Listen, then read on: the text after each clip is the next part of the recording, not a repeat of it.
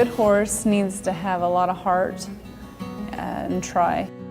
He's the boss when we're in the arena, and I can guide him and help him with some little cues, but he's the one who deserves the credit, and if anything goes wrong, maybe we need to prepare differently next time. That's what your obstacle is. If your horse can run on anything, then you're in a lot better shape. Horses have good days and bad days, and I also believe the ground condition affects your runs probably as much as anything. Horses remember, they don't think. So when they get out there and they'll memorize that course, they know when they're going to hit that grass, they know when they're going to hit the dirt, and when they've got good banking and they're secure in that. A good horse is a summer horse that has a lot of try, and it has to have a lot of heart. And this is right in the middle of a hard summer run, and these horses have been going nonstop. Some of them made 5-6 rodeos over the 4th of July. I mean, it's grueling. And you have to have a horse that's a good athlete that can play with a little bit of pain. They like what they're doing, and they're going to push that aside and continue to run. Because if you look at these horses here, I mean, some of them are tired, but they're knocking out a run after run after run because they love it so much. He has to want to. It's just like a professional athlete. Lots of people can have talent and have ability, but if they don't want to, they won't do it. So if you've got a horse with a little less talent, but a lot of want to please you, you can make them into an athlete, no problem. If they'll cooperate with you and help you, it's a partnership. You take care of them, they take care of you. If you've got one that doesn't want to cooperate, it doesn't matter how much talent they have. Value of these pro horses can run anywhere from $75,000 to $200,000. Not to say that's what they paid for them. The thing that I've noticed, having covered barrel racing events for the last 10 years, especially the Women's Professional Rodeo Association, is that most of the top horses were trained by their rider. Very few were actually purchased. Where that value comes in is when it comes time to insuring them. There are a few girls that have paid lots of money, close to $200,000 if not $200,000 for their horses, and nobody really talks about it much. You kind of know who they are, but it's a deal between the buyer and the seller, and when it gets to be that big of a price tag, you don't really talk about it much. You have a lot of people that tell you, that, oh, I got a horse that'd be an NF4 horse, make the national finals, and you just want to say, how in the world would you know? All the credit does need to go to the horse. If you see someone out there who's not doing well, it's a tough sport, and without a horse's desire and willingness to win, we can't win. So the horse is very, very special, and we appreciate their talent and like everyone else to know that too.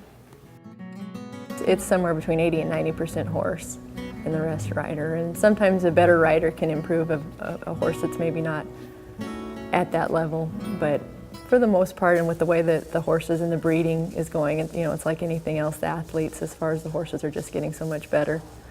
A big part of having a good rodeo horse is having a seasoned horse that's been there, done that, kind of seen everything. And even at times, those horses will see something they haven't seen before. With the young horses, they have to get used to the lights, the noise, people in the stands, the camera pit. The camera pit gets a lot of horses because that's not something you see at a lot of rodeos. Some horses just can't handle the ground, and then they feel themselves slip, and then they quit. They say, well, I'm not going to, hang out and turn really hard this barrel because I might fall down. It's just different things at different arenas. Sometimes, the most solid horse will see something and say, hey, look, this just ain't right. I ain't doing it today. Tin Man is his registered name, and when I bought him, that was his name and stuck with him. My horse's personality he's kind of like a 4-year-old kid. He's kind of immature acting, but when it comes to barrel racing, he knows what his job is. And I've had him since he was 4, and he's finally, in the last couple of years, got real consistent, and he's been making me a living. The registered name of my horse is SX Doc Slider, and his name is Slider.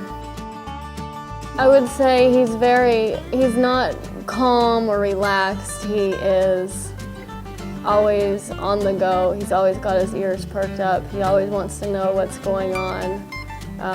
He's pretty feisty. He has an attitude. He likes to go. He likes to be with another horse. Full name is White Horses Can't Jump. Her abbreviated name is Whoppet. She really doesn't like fireworks. She can get herself really nervous from a lot of noise. She can get herself so upset, like in her pen, if things don't just suit her, that she can just almost make herself sick. You kind of have to keep an eye on her, that she just doesn't get herself so upset. She'll buck. There's been several barrel racers seen her buck with me. She's never bucked anybody off. But I mean, she'll get some feet off the ground, I think. And just feeling good, you know. You just keep them feeling at the top of their game so that they really feel like going out there and running hard and turning hard.